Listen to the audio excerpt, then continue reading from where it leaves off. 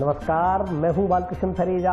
आप देख रहे हैं डेली लाइव। आइए शुरुआत करते हैं आज के मुख्य समाचारों की। मुख्यमंत्री अशोक गहलोत कल शुक्रवार को हनुमानगढ़ आएंगे। उत्साहित कांग्रेस कार्यकर्ता जुटे तैयारियों में। पीलीबंगा के वार्ड नंबर 9 के एक घर में अल सुबह आग लगने से गंभीर रूप से झुलसे पति पत्नी और बेटा। 17 सूत्री मांगों को लेकर मनरेगा मजदूरों ने टाउन स्थित पंचायत समिति कार्यालय के समक्ष किया धरना प्रदर्शन। कलेक्ट्रेट सभागार में आयोजित हुई जिला स्तरीय जन सुनवाई। जिले भर से समस्याओं को लेकर पहुंचे फरियादी। गांव गोलूवाला के ग्रामीणों ने वार्ड नंबर 3 व 4 में बनाई जा रही सड़क का लेवल दुरुस्त करवाने की मांग को लेकर जिला कलेक्टर को सौंपा ज्ञापन। और अब समाचार विस्तार से। मुख्यमंत्री अशोक गहलोत कल शुक्रवार को हनुमानगढ़ आएंगे। मुख्यमंत्री जंक्शन स्थित धानमंडी में कार्यकर्ता सम्मेलन को संबोधित करेंगे। मुख्यमंत्री अशोक गहलोत कल जिले के एक दिवसीय दौरे पर हनुमानगढ़ आएंगे। हनुमानगढ़ में वे कार्यकर्ता सम्मेलन को संबोधित करेंगे। इस संदर्भ में जानकारी देते हुए कांग्रेस नेता पवन गोदारा ने बताया कि मुख्यमंत्री कार्यकर्ताओं को संबोधित करेंगे। इस हेतु एक सभा जंक्शन स्थित धानमंडी में रखी गई है। उन्होंने बताया कि मुख्यमंत्री के साथ राजस्थान कांग्रेस के नए प्रभारी सुखजिंदर सिंह रंधावा, प्रदेश कांग्रेस कमेटी अध्यक्ष गोविंद सिंह डोटासरा तथा जिला प्रभारी मंत्री गोविंद राम मेघवाल भी हनुमानगढ़ आएंगे। उन्होंने जानकारी दी कि मुख्यमंत्री की दौरे की तैयारियों को लेकर कार्यकर्ताओं की एक बैठक भी आयोजित हुई है। इस दौरान अधिक संख्या में कार्यकर्ताओं को कार्यकर्ता सम्मेलन में पहुंचने का आह्वान किया गया है। पवन गोदारा ने कहा कि मुख्यमंत्री के दौरे को लेकर कार्यकर्ताओं में भारी उत्साह है। कांग्रेस के 4 साल के शासन में प्रत्येक वर्ग के लिए जन कल्याणकारी योजनाओं को लागू किया गया है। उन्होंने कहा कि मुख्यमंत्री हाथ से हाथ जोड़ो अभियान को लेकर कार्यकर्ताओं को दिशा निर्देश देंगे। अगले 2 महीने तक इस कार्यक्रम को चलाया जाएगा। उन्होंने कहा कि केंद्र की भारतीय जनता पार्टी सरकार ने देश में भ्रष्टाचार और महंगाई को बढ़ावा दिया है। 2023 में प्रदेश में पुनः कांग्रेस की सरकार रिपीट हो जाएगी। देखिए, हाथ से हाथ जोड़ो अभियान पूरे राजस्थान में, पूरे देश में 26 जनवरी से संचालित होगा। 19 और 20 जनवरी को पूरे राजस्थान में प्रभारी मंत्री अपने अपने क्षेत्र में रहेंगे। हनुमानगढ़ जिले में हमारे मुख्यमंत्री अशोक गहलोत जी, प्रदेश कांग्रेस कमेटी के अध्यक्ष गोविंद डोटासरा जी और रंधावा जी जो प्रभारी हैं राजस्थान के, वो यहाँ रहेंगे। कार्यकर्ताओं की मीटिंग नई धानमंडी में रखी गई है। कार्यकर्ताओं में भारी उत्साह है। कांग्रेस की सरकार ने पिछले 4 साल में जो OPS हो, चिरंजीवी योजना हो, चाहे किसानों की बिजली माफी की बात हो, इस तरह की हजारों सैकड़ों ऐसी योजनाएं बनी हैं जिसको लेकर आम आदमी और कार्यकर्ताओं में भारी उत्साह है। कल कार्यकर्ताओं का भारी जमावड़ा यहाँ रहेगा। कार्यकर्ता डायरेक्शन लेके जाएंगे और आने वाले 2 महीने तक हाथ से हाथ जोड़ो अभियान हर बूथ पर संचालित होगा। और हम सब लोग मिलकर 2023 में निश्चित तौर पर भारतीय जनता पार्टी का जो देश में सुशासन है, भारतीय जनता पार्टी ने जो देश में महंगाई बढ़ाई है, भ्रष्टाचार बढ़ाया है, संवैधानिक संस्थाओं के साथ साथ देश की जो अमूल्य धरोहरें हैं उनको बेचने का काम किया है, तो उसके खिलाफ आम आदमी भी रोष है। आम आदमी के आशीर्वाद से, जनता के आशीर्वाद से और कार्यकर्ताओं की मेहनत से 2023 में कांग्रेस पुनः सत्ता में वापसी करेगी। और मैं कहना चाहूँगा कि हनुमानगढ़ जिले की जो सौभाग्य की बात है, पिछले 3-4 महीने में लगातार 2 बार मुख्यमंत्री का दौरा हुआ। फरवरी में जो बजट आएगा निश्चित तौर पर हनुमानगढ़ जिले को भी इसमें कुछ सौगातें मिलेंगी। देखिए, जितने भी हनुमानगढ़ के मुद्दे हैं, चाहे अंडरपास की बात हो, नशा मुक्ति की बात हो, स्पिनिंग मिल को, तो मैं कहूँगा कि सारे कर्मचारियों के समायोजन का काम भी कांग्रेस की सरकार ने ही किया। तो कांग्रेस की सरकार तो हर मुद्दे पर संवेदनशील है और जितने भी मुद्दे उनमें से अधिकांश मुद्दों जो हनुमानगढ़ जिले की मांगे हैं और मुद्दे हैं उनको बजट के अंदर लिया जाएगा। और मैं कहूँ बजट में हनुमानगढ़ जिले को बहुत सारी सौगातें मिलेंगी। पीलीबंगा के वार्ड 9 के घर में गुरुवार अल सुबह संदिग्ध परिस्थितियों में आग लगने से पति पत्नी व उनका बेटा झुलस गए। तीनों को इलाज के लिए हनुमानगढ़ लाया गया, जहां 2 की गंभीर हालत को देखते हुए उन्हें बीकानेर रेफर कर दिया गया। पीलीबंगा के वार्ड नंबर 9 के एक घर में गुरुवार अल सुबह संदिग्ध परिस्थितियों में आग लगने से पति पत्नी व पुत्र झुलस गए। तीनों को पीलीबंगा CSC से हनुमानगढ़ रेफर कर दिया गया। हालत नाजुक होने पर वहां बेटे को हनुमानगढ़ से बीकानेर रेफर कर दिया गया। रास्ते में बेटे की मौत हो गई। परिजनों ने अज्ञात व्यक्ति पर खिड़की से कमरे में पेट्रोल छिड़ककर जानबूझकर आग लगाने का आरोप लगाया। फिलहाल पीलीबंगा पुलिस मामले की छानबीन में जुटी है। जानकारी के अनुसार पीलीबंगा के वार्ड नंबर 9 निवासी जसवीर दास, उसकी पत्नी मनप्रीत कौर व बेटा एकमजीत गुरुवार अल सुबह करीब 5:30 बजे घर के कमरे में बेड पर पर सो रहे थे। उसी समय कमरे में रखे सोफे व बेड में अज्ञात कारणों से आग लग गई और पति पत्नी व बेटा आग लगने से झुलस गए। चीख पुकार सुनकर आस पड़ोस के लोग वहां पहुंचे और तीनों को झुलसी अवस्था में पीलीबंगा के सामुदायिक स्वास्थ्य केंद्र में भर्ती करवाया। यहाँ से तीनों को हनुमानगढ़ के राजकीय जिला चिकित्सालय में रेफर कर दिया गया। हनुमानगढ़ टाउन के राजकीय जिला चिकित्सालय के ट्रॉमा सेंटर में तीनों का इलाज शुरू किया गया। चिकित्सकों ने मनप्रीत कौर व एकमजीत की हालत ज्यादा नाजुक होने पर माँ बेटों को हायर सेंटर बीकानेर रेफर कर दिया। वहीं जसवीर दास को भर्ती कर इलाज शुरू किया गया, लेकिन बीकानेर पहुंचने से पहले ही एकमजीत की रास्ते में मौत हो गई। इधर हनुमानगढ़ के जिला अस्पताल में मौजूद जसवीर दास के परिजनों ने बताया कि उसका भाई जसवीर दास, भाभी मनप्रीत कौर व भतीजा एकमजीत घर में बने कमरे में बेड पर सोए हुए थे। गुरुवार अल सुबह करीब 5:30 बजे अज्ञात व्यक्ति ने खिड़की से पेट्रोल छिड़कर आग लगा दी। बेड में आग लगने से तीनों जने गंभीर रूप से झुलस गए। जसवीर दास ने आशंका जताई कि उसके भाई की किसी से रंजिश हो सकती है। उसी रंजिश को लेकर उसके किसी अज्ञात व्यक्ति ने उनको जलाने का प्रयास किया है। मेरा छोटा भाई, मेरी भाभी और मेरा भतीजा तीनों बार हमारे बैठक में सोए हुए थे और सुबह के 5:30 बजे कोई पेट्रोल डाल के आग लगा गया। हमको तो ऐसा लग रहा है, बाकी पुलिस छानबीन में क्या बात आती है वो बाद में पता चलेगा, लेकिन हमको ऐसा लग रहा है जैसे कोई हमारा भाई का कोई झगड़ा हुआ है, उसका कोई दुश्मन कोई पेट्रोल डाल के पूरे उसके 20 बच्चे समेत उसको कमरे में आग लगा। जसवीर दास और उसकी पत्नी का नाम मनप्रीत कौर और बेटे का नाम एकमजीत है।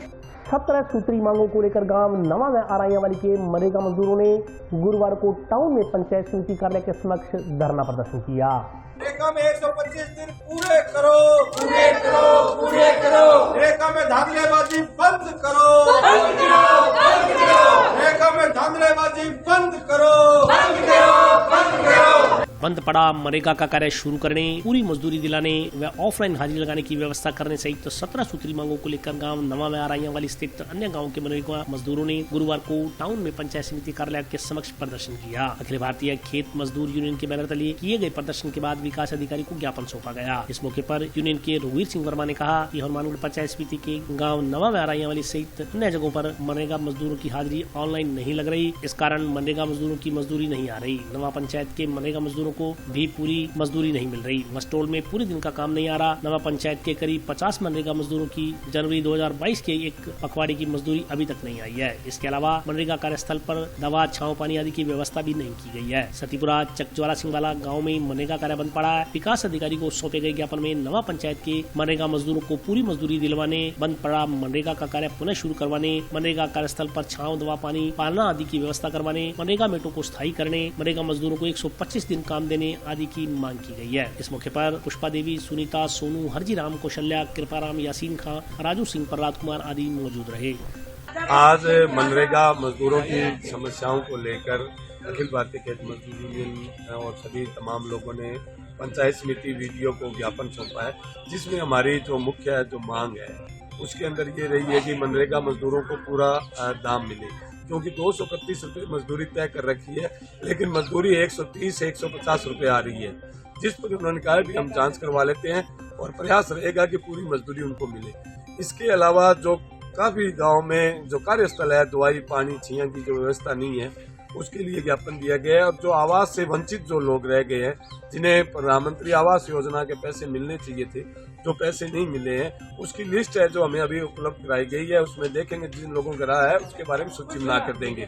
इसके अलावा जो बहुत सी छोटी बड़ी समस्याएं हैं उनको लेकर आज ज्ञापन दिया है और हमने प्रशासन को कहा भी है कि ये लगातार हम हर वीरवार को समस्याओं के बारे में बता रहे हैं। राइयाली की समस्या है, नवा की समस्या है, बेलोल नगर की समस्या है, 2 केंजे की समस्या है, ज्वाला वाले की समस्या है, इसके ऊपर करें। तो अभी इन्होंने कहा जांच आई नहीं है, कुछ कामों की जांच भी बिठाई हुई है, उनकी जांच आने के बाद में ही आगे की बैठक करके आगे के आंदोलन की नीति बनाएंगे। कलेक्ट्रेट सभागार में आज जिला स्तरीय जन सुनवाई कार्यक्रम का आयोजन किया गया।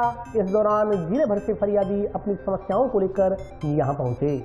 जिला कलेक्ट्रेट सभागार में गुरुवार को जिला स्तरीय जन सुनवाई हुई। जन सुनवाई के दौरान उस समय हंगामे की स्थिति पैदा हो गई जब दोपहर करीब 1 बजे जन सुनवाई को बंद कर दिया गया। इससे नाराज दूर दराज से फरियाद लेकर आए लोगों ने नाराजगी जाहिर की। फरियादी कुछ देर तक शोर शराबा करते रहे। इस पर जिला कलेक्टर को दोबारा जनवाई शुरू करवानी पड़ी। जानकारी के अनुसार गुरुवार को जिला कलेक्टर की अध्यक्षता में जिला स्तरीय जन सुनवाई कलेक्ट्रेट सभागार में सुबह 11 बजे शुरू हुई। जिला स्तरीय जन सुनवाई के दौरान मुख्य सचिव कार्यालय, मुख्य शासन सचिव कार्यालय के स्तर पर भी वर्चुअली राज्य स्तर से जुड़े अधिकारी अधिकारियों ने जन सुनवाई की। इस दौरान जिला कलेक्टर के सामने कई परिवेदनाएं आई। इनमें से कई परिवेदनाओं का जिला कलेक्टर ने मौके पर ही निस्तारण कर दिया। दोपहर करीब 1 बजे जिला कलेक्टर ने जन सुनवाई रोक दी और वे अपने चैम्बर में चली गयी। उस समय कई फरियादी अपनी फरियाद सुनाने के लिए खड़े थे। जब उन्हें पता चला कि जन सुनवाई बंद हो गई है तो उन्होंने नाराजगी जाहिर की। गाँव पक्का सार निवासी सामाजिक कार्यकर्ता हरविंदर सेठी ने आरोप लगाया कि गाँव पक्का सारना में मनरेगा योजना में भारी भ्रष्टाचार हो रहा है। काम पर नए आने वाले व्यक्तियों की पूरे पखवाड़े मनरेगा में हाजिरी लग रही है। 2 बार इसकी शिकायत जिला परिषद के मुख्य कार्यकारी अधिकारी को की जा चुकी है। सीईओ ने एक्शन को लिखा, लेकिन अभी तक मामले का निस्तारण नहीं हुआ है। जन सुनवाई में मौजूद भादरा विधायक बलवान पुनिया ने बीमा कंपनी की ओर से 2021 का मूंग मोट का बीमा क्लेम स्टे लाइट से जारी करने पर ऐतराज जताया। जिला कलेक्टर ने क्रॉप कटिंग के आधार पर किसानों को बीमा दिलवाने के लिए आश्वस्त किया। इसके अलावा विधायक ने 2020 की जारी बकाया 18.54 करोड़ रुपए के बीमा क्लेम की सूची जारी करने की बात कही, ताकि किस किस किसान के खाते में पैसे आए यह पता लगाया जा सके। वहीं जिन किसानों के खातों में पैसे नहीं आए उनकी भी सूची जारी करने की बात रखी। 2021 खरीफ फसल का 265 करोड़ रुपए की जारी किए गए बीमा क्लेम की भी ऑनलाइन सूची जारी करने की बात कही। विधायक पुनिया ने पाले से सरसों की फसल में हुए खराबे का मुद्दा उठाते हुए स्पेशल गिरदावरी करवाने की बात कही। को विटनेस है उसकी पॉजिटिव रिपोर्ट बना करके विद इन 7 डेज भिजवा देंगे और हम किसान भाइयों को क्रॉप कटिंग से बीमा दिलवाएंगे। कम से कम 18 पटवार मंडलों को विटनेस तो मेरे पास है, जो भादरा विधानसभा क्षेत्र। हाँ, एक दूसरी बात ये थी मुख्य 2020 का बकाया 18.54 करोड़ रुपए इन्होंने जारी करा, तो उसकी सूची जारी करो। आप किस किस के खाते में आपने पैसे डाले, किसके खाते में गए, सूची ऑनलाइन जारी करो। ये बात थी और जारी करो। जिदोरा हो रहा है इनका आज करके। वजह तो हमारे यहाँ पिछले 3 साल में इनको 1700-1800 करोड़ रुपए देने पड़ गए। इनके पेट में दर्द हो रहा है बीमा कंपनी के, बाकी दर्द चलेगा नहीं। हम किसान की जो बात है उसको बड़ी मजबूती से लड़ेंगे और जीतेंगे और जीतते आए हैं। उसके लिए तो स्पेशल गिरदावरी का इन्होंने आदेश करा है कि स्पेशल गिरदावरी इसकी करी जाए, तो आदेश करा है। जो सरसों में नुकसान होगा, असली बात तो मुआवजे के साथ साथ कार्रवाई बीमा क्लेम की बढ़िया रहती है। मुआवजे में तो देखो सारी जगह नुकसान नहीं हो, 33% नुकसान नहीं हो तो एक नारा से आगे जी 33% नहीं हुआ। हम ये चाहते हैं कि नुकसान जितना हुआ वो कागज पर आए, उसके हिसाब से क्लेम तय हो। पक्का सारना में मनरेगा का बहुत जबरदस्त भ्रष्टाचार हो रहा है। एक व्यक्ति 12 मार्च को 25 में चुनाव जीता है और उसकी नरेगा में पूरा पखवाड़ा हाजिरी लगी हुई है। हमने सीओ साहब को 2 बार निवेदन कर लिया, वो नीचे वाले एक्शन साहब को लिख के दे देते। वो मेरे गांव के रहने वाले खकराराम प्राइस, वो जांच करने के वो पत्र ही नहीं है। तो कलेक्टर साहब से आज निवेदन करने के लिए आए थे जन सुनवाई के अंदर कि हमारी जन सुनवाई हो जाए और कोई बढ़िया जांच एजेंसी से अगर ये जांच करवाई जाए तो इनमें जैसे 1000 आदमियों की रोज की नरेगा में हाजिरी लगती है तो 500 भी नहीं मिलेंगे आपको मौके पे। ये निष्पक्ष जांच होनी चाहिए। हम प्रशासन से मांग करते हैं, लेकिन जन सुनवाई में तो आज कुछ हुआ नहीं। तो हमारी अध्यक्ष ने अभी सीओ साहब बैठे हैं, इनसे हमने बात की। ये कहते हैं कलेक्टर साहब आ जाएंगे मिल लेना, लेकिन हमारी तो कोई सुनवाई नहीं हो रही। मुख्यमंत्री महोदय से ये कर रहे हैं कि इनकी निष्पक्ष जांच होनी चाहिए। नरेगा में जो इतना बड़ा भ्रष्टाचार हो रहा है, हमारे गाँव में जितनी फर्जी हाजिरियाँ लगती हैं शमशान भूमि और स्टेडियम ग्राउंड के नाम से लगती हैं, और पौधा नहीं लगा हुआ कहीं पे, खाड़ बने हैं। मुख्यमंत्री महोदय से कहते हैं इनको सख्त आदेश दिए जाए, अधिकारियों को निष्पक्ष जांच की जाए और सारे चोर पकड़े जाएंगे। मेरी पर्यटक भूमि गांव लीलावाड़ी चक 6 MM में है, जिसमें मेरे चाचा के लड़का चाची सुबह पटवार मौके का पटवारी गिरदावर कानू का कंप्यूटर ऑपरेटर वर्तमान तहसीलदार इन्होंने लड़के मेरी जमीन जमा मंडी में नाम गायब कर दिया और मेरे चाचे के लड़के ने चाची ने वो ज़मीन मेरी कब्जे में कर ली। मैं 6 महीने से दर की ठोकरें खा रहा हूँ, मेरी कोई सुनाई नहीं हो रही। मैं अब 3री बार जन सुनवाई में पेश हो रहा हूँ, कोई कहीं पर सुनाई नहीं हो रही। मेरे को जल्द से जल्द न्याय दिलाया जाए, तो मैं अनिश्चित निकाल के यहाँ धरने पर बैठूंगा। और अभी वक्त ब्रेक का, हाजिर होता हूँ छोटे से ब्रेक के।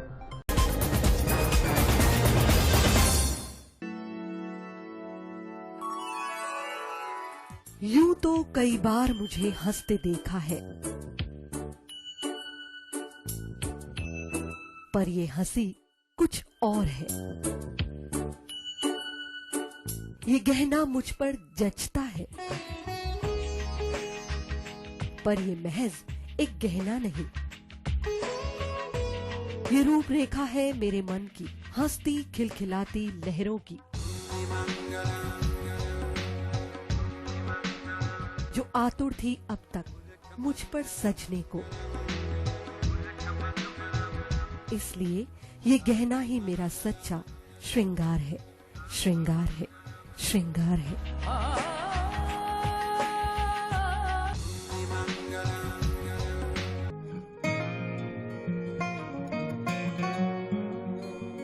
बेटा सतीश, देख बेटा, बिजली का बिल आया है। कोई छूट भी मिली है क्या?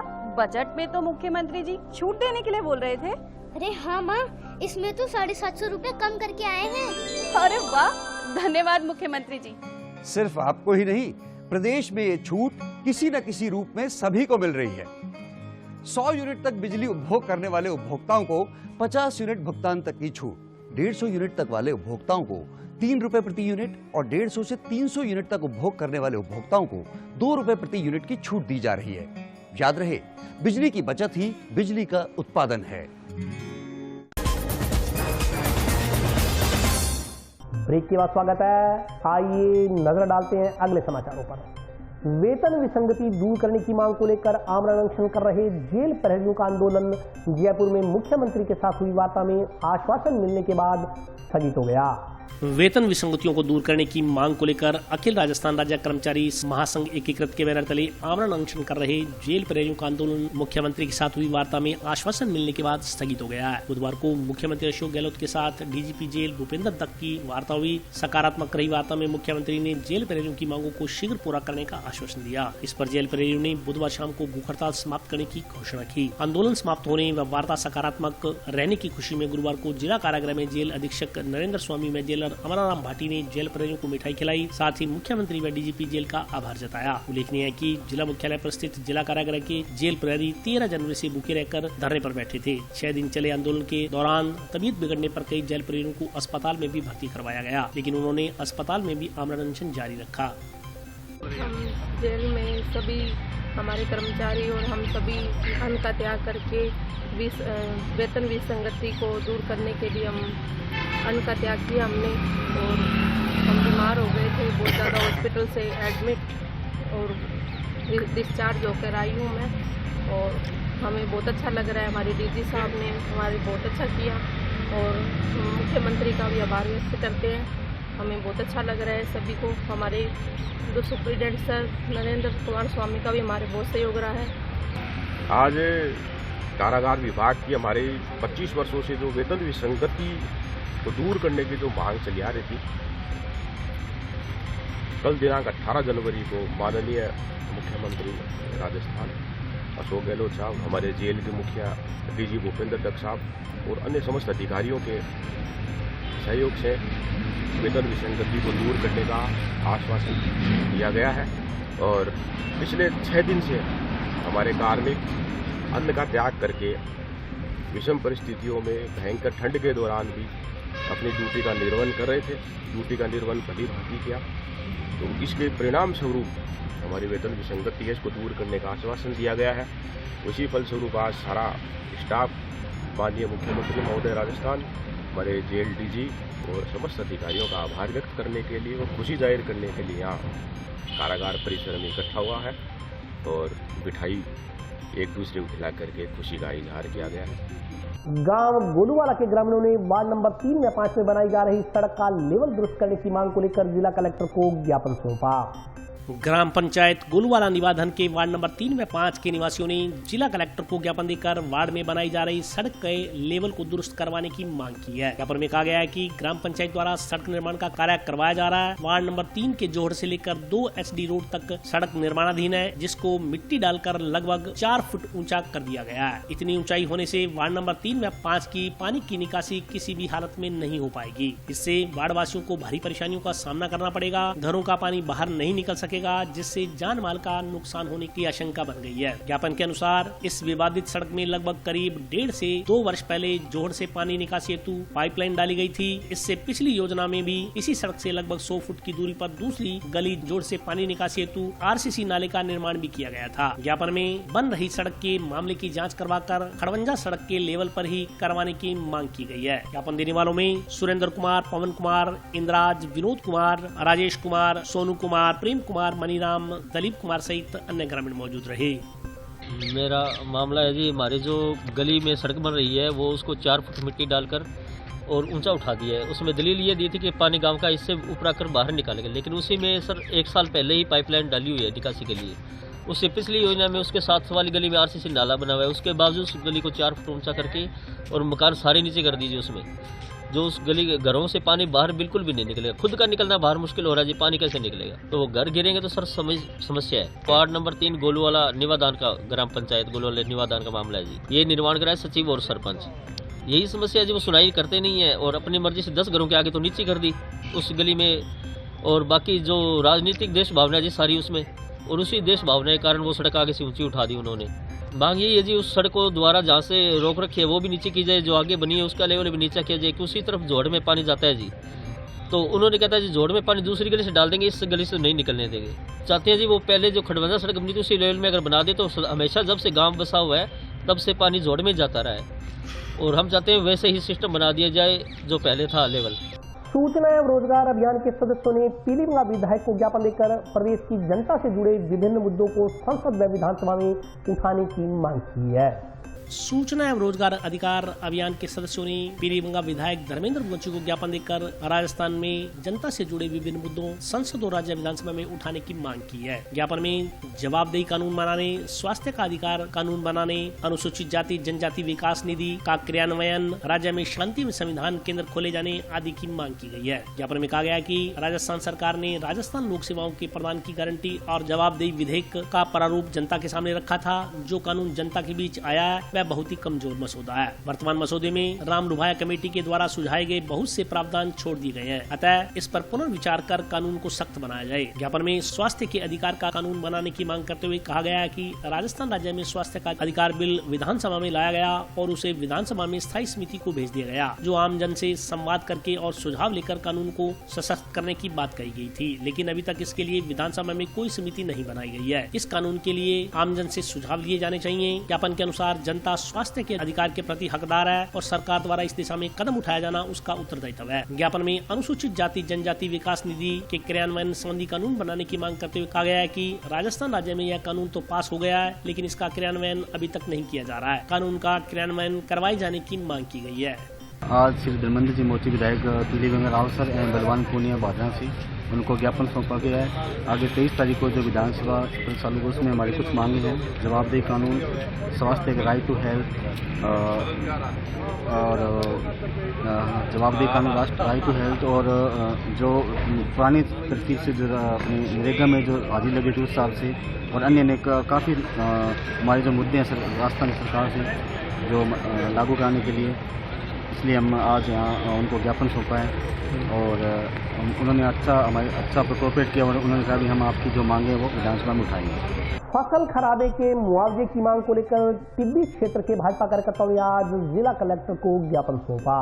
पाला पड़ने से हुई फसल खराबे का मुआवजा देने की मांग को लेकर भारतीय जनता पार्टी के जिला उपाध्यक्ष गुलाब सिंवर ने गुरुवार को जिला कलेक्टर को ज्ञापन सौंपा। ज्ञापन में कहा गया है कि जिले में अत्यधिक ठंड के कारण पिछले कई दिनों से पारा जमाव बिंदु पर चल रहा है। खेतों में बर्फ की चादर बिछ रही है, फसलों पर कोहरे की बूंदे जम रही है। पारा जमने से सबसे ज्यादा सरसों की फसल को नुकसान हो रहा है। पाला जमने से सरसों के अलावा गेहूँ, चना और आलू व अन्य सब्जी की खेती को भी बड़े पैमाने पर नुकसान हुआ है। ज्ञापन के अनुसार कृषि प्रधान हनुमानगढ़ जिले में किसान अथक मेहनत से फसल तैयार करते हैं। फसलों को पाला मारने से हो रहे नुकसान से किसानों की चिंता लगातार बढ़ती जा रही है। वर्तमान में अधिकांश फसलों में दाना बन रहा है, लेकिन इस समय पाला मारने से उपज में बड़ी गिरावट आएगी, इससे किसानों को बड़ा नुकसान होगा। ज्ञापन में मांग की गई है कि पाले से हुए नुकसान की विशेष गिरदावरी कर किसानों को मुआवजा दिलाया जाए। फसल कटाई के आंकड़े उपलब्ध करवाने व बीमा कंपनी को किसानों को पटवार मंडल के अनुसार आंकड़े उपलब्ध करवा कर किसानों को भरपाई करवाई जाए। इसके अलावा जिले के सहकारी बैंकों और सहकारी समितियों में हुए घोटाले की जाँच करवा कर दोषी अधिकारियों और कर्मचारियों को सजा दिलवाई जाए। ज्ञापन में प्रधानमंत्री फसल बीमा से संबंधित फसल कटाई प्रयोग रिपोर्ट और बीमा कंपनी की गारंटी रिपोर्ट किसानों को उपलब्ध करवाने की भी मांग की गई है।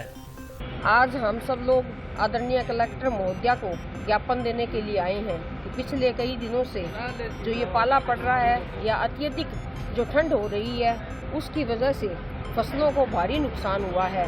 इसमें अपने सरसों की फसल कह सकते हैं, अन्य भी फसलें हैं। और बात अगर सब्जियों की करें तो आलू में ज़्यादा नुकसान है और बाकी सब्जियों में भी काफ़ी नुकसान है। तो पूरे हनुमानगढ़ ज़िले में और संगरिया की बात करते हैं तो सभी जगह इसका सर्वे करवा करके किसानों को इसका उचित मूल्य मिले और उनको लाभ दिलाया जा सके, इसी की मांग को लेकर के आज हम ये ज्ञापन देने के लिए आए हैं। क्योंकि किसान है वो भारी मार में है और किसानों का इसमें काफ़ी नुकसान हुआ है। और आज के लिए बस इतना ही। कल फिर हाजिर होता हूँ नए समाचारों के साथ। तब तक के लिए नमस्कार।